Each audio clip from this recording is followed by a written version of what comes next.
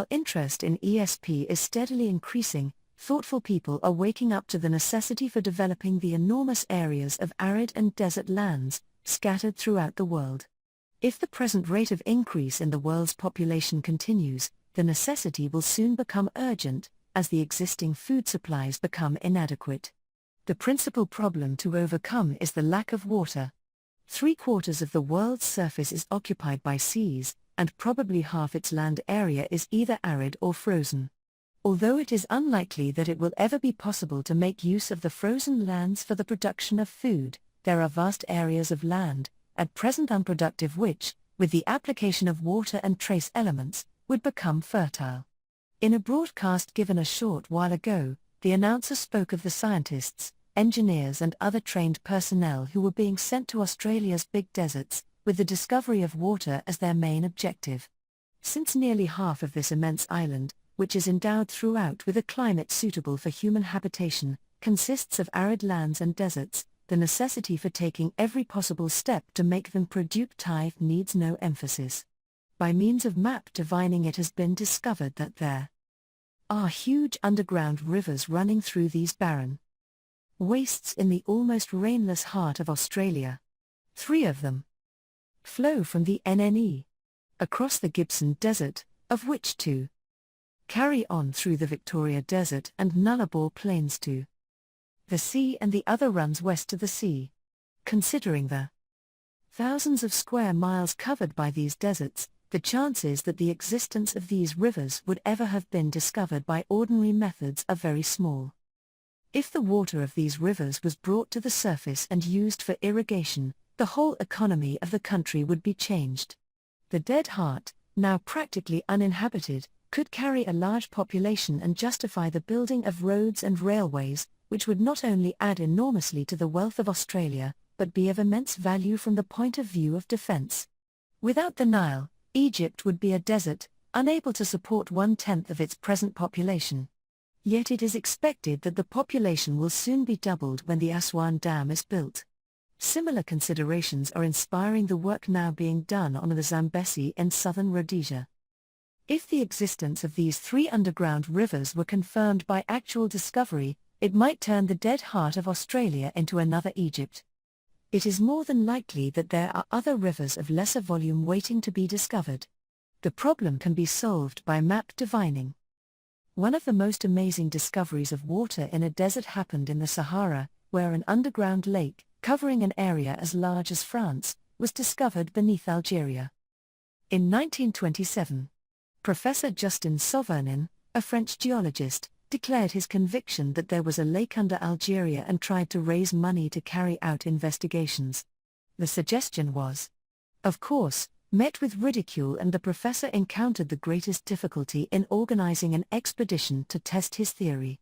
The expedition failed owing to mechanical defects and lack of funds.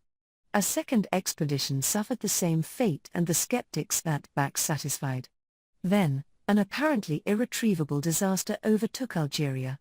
Wells, which had been productive from immemorial antiquity, began to dry up, and some 600,000 tribesmen were driven out of the oases, where their forefathers had dwelt for centuries, by lack of water. The situation was desperate, and something had to be done without delay. So, in 1937, on the basis that desperate situations need desperate remedies, the Algerian government sent out its own expedition to test the professor's theory. This time the expedition was efficiently planned and equipped. At last, at the age of 77, Professor Sauvernin was proved right. An immense lake was found at Gudea, 1,500 feet below the surface, and, not only was the supply inexhaustible, but it was fresh. The development of this supply was delayed by the outbreak of the war. But the Algerian government is now carrying out a plan to establish 1,500 new oases, to provide homes and food for 14 million tribesmen. It is expected that the celebrated Daglet Noor dates will in future be grown for export and not merely for local consumption. The old caravan route across the Sahara, which was outlined by the bones of men and camels, is giving place to a good motor road, and a still more important plan is being evolved to bring the whole area over the subterranean lake under cultivation. It is unlikely that so much could be done in the Australian deserts with only 3 underground rivers, no matter how great their volume, but they could certainly be made to trace broad lines of fertility across what are now barren wastes. It has been proved that a trained radio perceptionist, diviner, can work from an aeroplane, which adds greatly to his usefulness when dealing with vast areas of arid country. In suitable circumstances, he could be landed by helicopter after an aerial survey to check his work on the actual ground. The yield of water where the rivers intersect must be Ene or Mouse and should be of the greatest benefit to Australia. Also, by means of a detailed and meticulous map divining survey of the big deserts covering so much of the country, the possibility of finding another underground lake resembling that under the Sahara should be worth serious consideration. Alaska is still one El Dorado for minerals and oil which remains almost unexplored. It is here again that map divining will come into its own. The distances there are long and the season, during which travel is possible, short. But in the long Arctic winter the diviner can do his prospecting on maps and so save an enormous amount of work and labor during the summer season. The areas without minerals can be avoided and only those rich in the minerals sought for be prospected. Nevertheless, the pioneer in the north of the northern hemisphere would need to have great courage, whether he was a prospector seeking for minerals or a trapper hunting wild animals for their skins. The latter must work during the long Arctic night, as it is then that the animals have their heaviest coats and their pelts are of the greatest value. The Hudson Bay Company in Canada sent their trappers into territory lying between 60 degrees and 70 degrees of latitude where the night was blackest, and where no gleam of light was seen for nearly 8 weeks. These trappers were not permitted to remain there for more than 2 successive winters because the loneliness and darkness so adversely affected them both physically and mentally. Alaska has the same dark night and the additional terror of savage animals. An Alaskan brown bear, 9 feet high and weighing about 1,500 pounds, would strike fear into the bravest heart, and a huge bull moose with its great white antlers might be equally terrifying, especially if a Geiger counter replaced a gun. All the same, no pioneer can ever earn success without courage, either physical or mental, no matter in what capacity of work. He must be ready to face the fact that he will seldom see the result of his labors. I shall not see the result of mine. Yet it is a great satisfaction to know that I have helped blaze a trail for the map diviner of the future, whose work will probably surpass anything that I have ever done or even dreamed of. One thing is certain, they will work without meeting the ignorant antagonism which I have encountered with all its frustration and opposition. I often wonder what a certain young clergyman who lived in Vancouver would say to map divining.